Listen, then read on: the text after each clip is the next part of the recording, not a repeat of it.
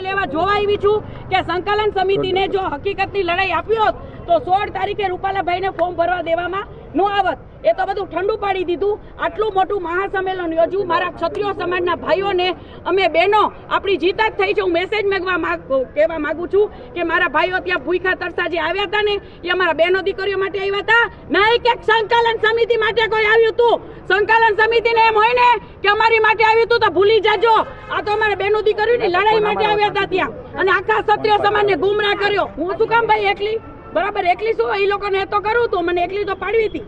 બરાબર, અમારી લડાઈ જે છે હજી આગળ જોશું અમે શું કરું કે શું નહીં કરીએ, પણ જે હકીકતની લડાઈ હતી એ પૂરી થઈ ગઈ. જે અમારે આંદોલન કરવું હતું એ ટાઈમ વયો ગયો. આજે ફોર્મ ભરાઈ ગયો. કાયદા કાનૂન એટલા કડક છે. મારા ભાઈઓને હું કોઈને એવા ઉશ્કેરાવીશ નહીં કે કાલ સવારે એને હેરાન થવું પડે. ક્ષત્રિય સમાજ કોની સાથે છે હવે?